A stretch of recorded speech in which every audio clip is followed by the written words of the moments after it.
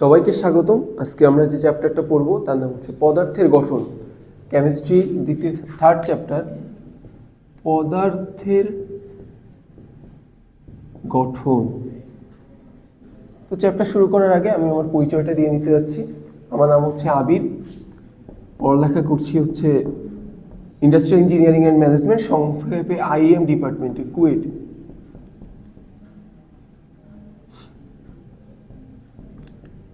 তো পদার্থের গঠন চ্যাপ্টারটা শুরু করার আগে আমরা জানতে হবে কি গঠনের ভিত্তিতে পদার্থকে আমরা কয় ভাগে ভাগ করতে পারি।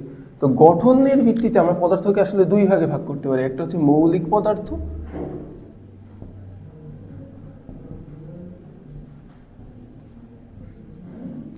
একটি হচ্ছে যৌগিক পদার্থ।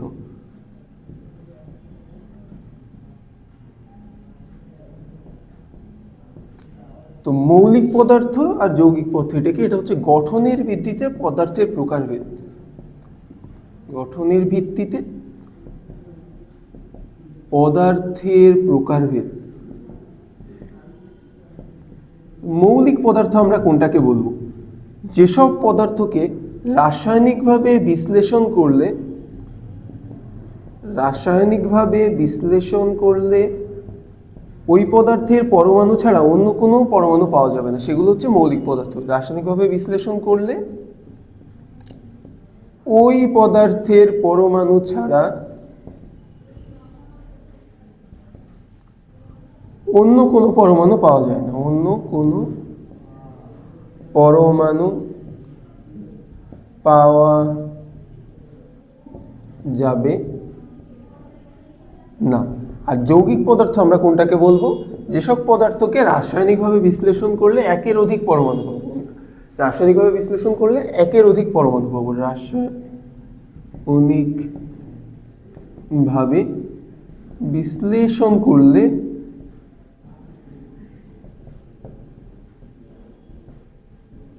একের অধিক পরমাণু পাওয়া যায়, একের অধিক পরমাণু পাওয়া যায়। আমরা উদাহরণ হিসেবে কি বলতে পারি খেয়াল করি। যেসব মৌলিক পদার্থ কোনগুলো হবে? যেগুলোকে আমরা কি আসলে ওই পদার্থের পরমাণু ছাড়া অন্য কোনো পরমাণু পাচ্ছি না। যেমন কি হতে পারে আসলে আমাদেরকে হাইড্রোজেন হতে পারে বা নাইট্রোজেন, যেগুলো কি আসলে ভাঙলে কি আমি হাইড্রোজেনকে ভাঙলে শুধু হাইড্রোজেনই পাবো, অন্য কিছু পাবো না। আর আমি যদি যৌগিক পদার্থ যেমন পানি ভাবতে পারি, H2O বা অ্যামোনিয়া, এই ধরনের যৌগকে ভাঙি, তাহলে কি বিভিন্ন ধরনের পরমাণু পাবো। তো এই কারণে হচ্ছে আমরা কি এগুলোকে বলতেছি যৌগিক পদার্থ। এখন আমাদের পরীক্ষা আসতে পারে কি মৌলিক পদার্থ যৌগিক পদার্থের প্রকারভেদ আসতে পারে, তখন তো এই একটা সংজ্ঞা লিখলেই খালি হবে না, আমরা আরো দু একটা পার্থক্য লিখতে হবে। তো দ্বিতীয় পার্থক্যটা আমরা বলতে পারি, দেখো মৌলিক পদার্থকে আমি যদি সবচেয়ে ভাঙি, তাহলে মৌলিক পদার্থের ক্ষুদ্রতম একক হবে কি পরমাণু, অর্থাৎ পরমাণু থেকে ক্ষুদ্র পাবো না আমরা। মৌলিক পদার্থের ক্ষুদ্রতম কণা পরমাণু। আর যৌগিক পদার্থের কি হবে? যৌগিক পদার্থের হবে ক্ষুদ্রতম কণা হচ্ছে অণু, ক্ষুদ্রতম কণা অণু। আর কি পার্থক্য আমরা বলতে পারি? আরেকটি পার্থক্য বলতে পারি, আমরা খেয়াল করি অনেকেই আমরা জানি কি কি যে পর্যায় সারণীতে 118টি মৌল আছে। পর্যায় সারণীতে মৌলের সংখ্যা কত? পর্যায় সারণীতে মৌল কত? 118টি। তো আমার যেহেতু 118টি মৌল, তার মানে কি আমি এর বাইরে তো আসলে মৌলিক পদার্থ পাইতে পারবো না। তো তার মানে কি মৌলিক পদার্থের সংখ্যা কি সীমিত। মৌলিক পদার্থ কিন্তু সীমিত পরিমাণে, বেশি 118টির বাইরে আমি মৌলিক পদার্থ পাবো না। কিন্তু আমি যদি যৌগিক পদার্থের কথা চিন্তা করি, যৌগিক পদার্থ কিন্তু কি অসীম, অর্থাৎ এই 118টি কি মৌল নিয়ে আমি কি অনেক কোটি কোটি লক্ষ লক্ষ যৌগ আমি কি বানাতে পারবো। তো মৌলিক পদার্থ কি আমার হচ্ছে সীমিত, 118টির বাইরে আমি কোনো মৌল আসলে মৌলিক পদার্থ আমি পাচ্ছি না। কিন্তু যৌগিক পদার্থ কি 118টি মিলায় আসলে আমি অনেক ধরনের যৌগিক পদার্থ বানাতে পারি। তো এই কারণে যৌগিক পদার্থের সংখ্যা কি অসীম বলতে পারি আমরা, ঠিক আছে। আর লাস্ট অন দ্য লিস্ট কি মৌলিক পদার্থ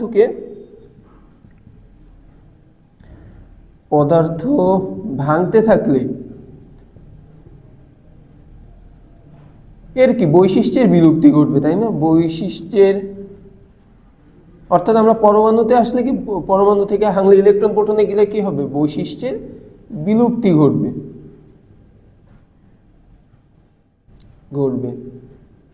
কিন্তু যৌগিক পদার্থ কি, যৌগিক পদার্থ যতক্ষণ যৌগিক আছে, অর্থাৎ আমার 2-3টা পরমাণু আছে, ততক্ষণ কি ওইটা আসলে ওর বৈশিষ্ট্যের বিলুপ্তি ঘটবে না, অর্থাৎ ভাঙতে থাকলে বৈশিষ্ট্যের বিলুপ্তি ঘটবে না, ভাঙতে থাকলে বৈশিষ্ট্যের বিলুপ্তি ঘটবে না। জিনিসটা আমরা বুঝি কি, মৌলিক পদার্থ এবং যৌগিক পদার্থ এটা কি গঠনের ভিত্তিতে পদার্থের প্রকারভেদ। তো গঠন মানে মৌলিক পদার্থ আমরা কোনটাকে বলতেছি, যেসব পদার্থকে রাসায়নিকভাবে ভাঙলে ওই পদার্থের পরমাণু ছাড়া আমি অন্য কোনো পরমাণু পাবো না। এবং যৌগিক পদার্থ আমরা কোনটাকে বলতেছি, যেখানে কি আমরা আসলে অনেক ধরনের পরমাণু পাবো। আমরা হচ্ছে মৌলিক পদার্থে যে যদি ক্ষুদ্রতম কণা সেটা কি পরমাণু, এবং যৌগিক পদার্থের ক্ষুদ্রতম কণাকে অণু, ঠিক আছে, অণু থেকে ভাঙলে সেটা তো যৌগিক থাকবে না। আর মৌলিক পদার্থ কি পর্যায় সারণীতে 118টি মৌল নিয়ে হচ্ছে মৌলিক পদার্থ হতে পারবে, তার মানে সীমিত সংখ্যায়।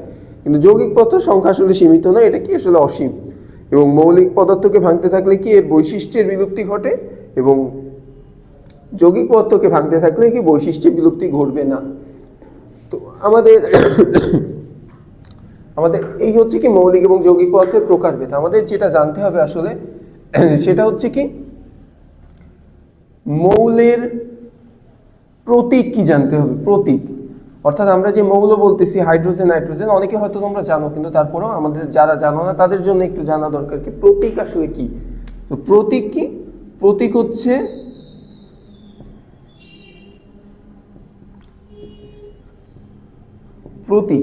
প্রতীক হচ্ছে মৌলের মানে নামের সংক্ষিপ্ত রূপ, ঠিক আছে, নামের সংক্ষিপ্ত রূপকে আমরা বলতেছি কি প্রতীক বলতেছি, সংক্ষিপ্ত রূপকে প্রতীক। তো প্রতীক লেখার আসলে কিছু নিয়ম আছে, আমরা প্রতীকগুলো কিভাবে লিখি। যেমন নিয়ম, প্রতীক লেখার যে নিয়ম সেটা হচ্ছে 1 নম্বরে যেটা বলতে পারি আমরা, প্রতীক হয় কি, কোনো মৌলের নামের ইংরেজি নামের হচ্ছে প্রথম অক্ষরকে আমরা প্রতীক বলি, ঠিক আছে। ইংরেজি নামের প্রথম অক্ষরকে প্রতীক বলে, প্রতীক বলা হয়। উদাহরণ হিসেবে আমরা কি বলতে পারি, যেমন কি হাইড্রোজেনকে আমরা কি বলি, হাইড্রোজেনকে আমরা H দ্বারা প্রকাশ করি, বা নাইট্রোজেনকে আমরা কি দ্বারা প্রকাশ করি, নাইট্রোজেনকে আমরা N দ্বারা প্রকাশ করি। কিন্তু আমার হচ্ছে আমরা যদি কিছু কিছু মৌলের ক্ষেত্রে দেখি আসলে কি বলতো, আমাদের একের অধিক একই নাম দিয়ে একাধিক মৌলের যদি প্রথম অক্ষর কি একই বর্ণমালা হয়ে যায়, সেক্ষেত্রে আমরা ওই মৌলর ক্ষেত্রে কি পরের অক্ষরটাকেও ব্যবহার করি। দেখো প্রথম অক্ষর কিন্তু অবশ্যই বড় হাতের, কিন্তু একাধিক মৌলের নামের প্রথম অক্ষর একই বর্ণমালা হলে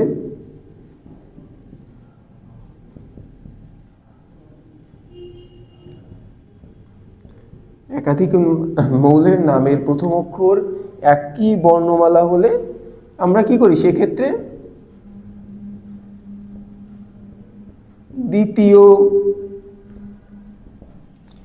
দ্বিতীয় বর্ণকেও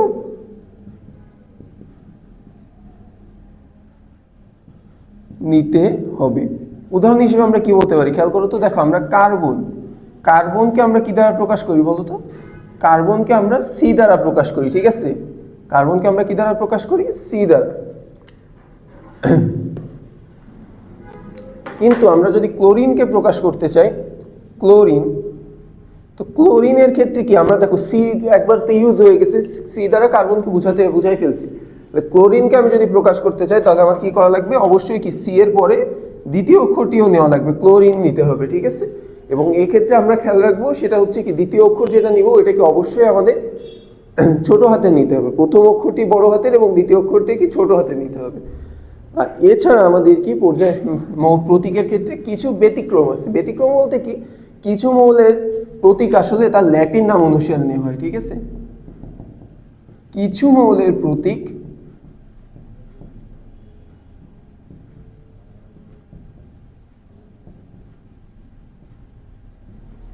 প্রতীক তার ল্যাটিন নাম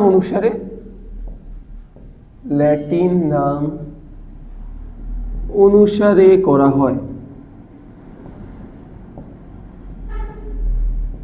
আমাদের এই মৌলগুলোর ক্ষেত্রে আসলে আমরা নাম মনে রাখতে হবে, ঠিক আছে? যেমন কিছু মৌলের প্রতীকের নাম তার ল্যাটিন নাম অনুসারে, আমাদের এই ধরনের মৌলগুলোর ক্ষেত্রে খেয়াল রাখতে হবে। এর ক্ষেত্রে আমি একটু দেখাই দিই কোন মৌলগুলো আসলে আমরা ল্যাটিন নাম অনুসারে নামকরণ করছি। ইংরেজি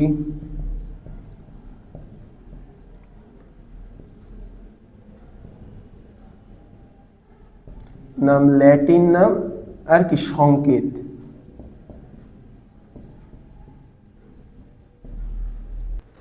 তো আমরা যেসব মৌলের নাম আমরা কি ইংরেজি নাম অনুসারে করি সেগুলো কি sodium, potassium, iron, gold, copper,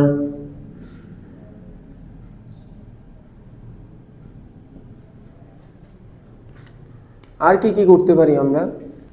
আর কোন কোন মৌলের নাম আমরা আসলে কি ইংরেজি নাম অনুসারে করতে পারি? সিলভার, অ্যান্টিমনি এবং কি লেড, এইসব মৌলের নামগুলো আসলে আমরা কি তার ল্যাটিন নাম অনুসারে করে থাকি। যেমন কি সোডিয়ামের ল্যাটিন নাম হচ্ছে ন্যাট্রিয়াম, ঠিক আছে? এই কারণে সোডিয়ামকে আমরা কি দ্বারা প্রকাশ করি বলতো? সংকেত না, এখানে প্রতীক লেখা উচিত। সোডিয়ামকে আমরা আসলে Na দ্বারা প্রকাশ করি। তো অনেকের মাথায় আসলে অনেকে জানতে কিন্তু অনেকে না জানতেও পারো কি আসলে আমরা কেন সোডিয়ামকে Na দ্বারা প্রকাশ করি। কারণ সোডিয়ামের আসলে ল্যাটিন নাম হচ্ছে আমাদের ন্যাট্রিয়াম। পটাশিয়ামেরও কি আমাদের ল্যাটিন নাম আছে, ঠিক আছে? পটাশিয়ামের ল্যাটিন নাম হচ্ছে কি বলতো? পটাশিয়ামের ল্যাটিন নাম হচ্ছে ক্যালিয়াম। এই কারণে পটাশিয়ামকে আমরা কি দ্বারা প্রকাশ করি? কে দ্বারা প্রকাশ করি, ঠিক আছে? সেটা কি দেখো এখানে আরেকটা জিনিস আমরা খেয়াল করি, দেখো সোডিয়ামকে আমরা কিন্তু শুধু এন দ্বারা প্রকাশ করতে পারতাম, কিন্তু করলাম না কেন? কারণ আমরা আগে থেকে কি নাইট্রোজেনকে আমরা এন দ্বারা প্রকাশ করে ফেলছি, ঠিক আছে? এই কারণে আমরা আসলে ক্যালিয়ামকে আমরা হচ্ছে সোডিয়ামকে Na দ্বারা প্রকাশ করছি, পটাশিয়ামকে কি ক্যালিয়াম তাই কে দ্বারা প্রকাশ করছি। আয়রনকে আমরা প্রকাশ করি হচ্ছে ফেরাম দ্বারা, এই কারণে আমরা আয়রনকে কি Fe দ্বারা প্রকাশ করি, ফেরাম। গোল্ডকে আসলে আমরা অরাম দ্বারা প্রকাশ করি, ঠিক আছে? গোল্ডকে আমরা প্রকাশ করি কি অরাম,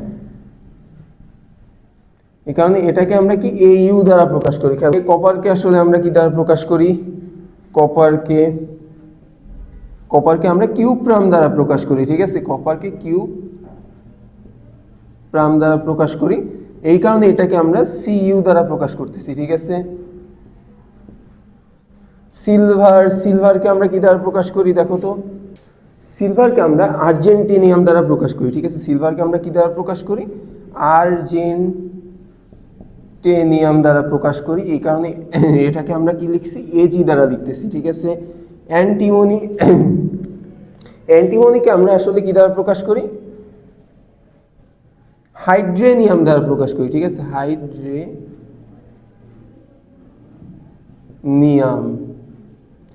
কারণ এটাকে আমরা কি Ag দ্বারা প্রকাশ করতেছি।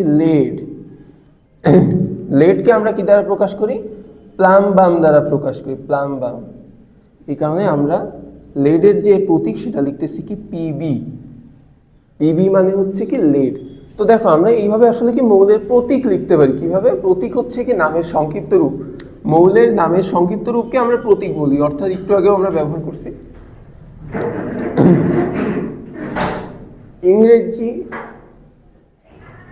ইংরেজি নামের প্রথম অক্ষরকে কি বলা হয়? প্রতীক বলা হয়। যেমন কি হাইড্রোজেনকে H দ্বারা প্রকাশ করতেছি, কার্বনকে C দ্বারা, নাইট্রোজেনকে N দ্বারা। কিন্তু কি একাধিক মৌলের যদি প্রথম অক্ষরকে একই বর্ণমালা হলে সেক্ষেত্রে আমরা কি দ্বিতীয় বর্ণকেও নিতে হবে। যেমন কি ক্লোরিন দেখছি, এপাশে কি আমরা সোডিয়ামকেও দেখছি কি ন্যাট্রিয়াম Na দ্বারা প্রকাশ করছে, ঠিক আছে? কিছু মৌলের প্রতীক কি তার ল্যাটিন নাম অনুসারে হয়, যেমন কি এইগুলো সোডিয়ামকে নাইট্রিয়াম দ্বারা প্রকাশ করি, ঠিক আছে? কেন Na দ্বারা প্রকাশ করি? কারণ কি ল্যাটিন নাম হচ্ছে নাইট্রিয়াম। পটাশিয়ামকে কি আমরা ক্যালিয়াম দ্বারা প্রকাশ করি, কারণ হচ্ছে ল্যাটিন নাম হচ্ছে মানে কে দ্বারা প্রকাশ করি, কারণ ল্যাটিন নাম ক্যালিয়াম। আয়রনকে আমরা Fe দ্বারা প্রকাশ করি, গোল্ডকে Au দ্বারা প্রকাশ করি, এগুলো কারণ কি শুধুমাত্র ল্যাটিন নাম। তো এটা খেয়াল রাখতে হবে। এটা ছিল আমাদের লেকচার 1। আমরা কি পরবর্তী ক্লাসে আমরা হচ্ছে মৌলের পরমাণু কিভাবে আবিষ্কার হয়েছে, ইতিহাস এবং কি পরমাণু সম্পর্কে ডিটেলসে জানবো, কি পরমাণু ভাঙলে কি কি পাওয়া যায়, ইলেকট্রন, প্রোটন, নিউট্রনের বৈশিষ্ট্য, এগুলো পরবর্তী ক্লাসে জানবো। আজকের টপিক আমাদের ছিল কি প্রতীক সম্পর্কে আমরা জানছি এবং কি মৌলিক পদার্থ এবং কি যৌগিক পদার্থ সম্পর্কে আমরা জানছি। তো নেক্সট ক্লাসে আর সবাই হচ্ছে কি নেক্সট ক্লাসে কিছু যদি আজকে ক্লাসে সমস্যা থাকে তাহলে অবশ্যই কমেন্টে জানাবা, ঠিক আছে? আজকে ক্লাস এই পর্যন্ত।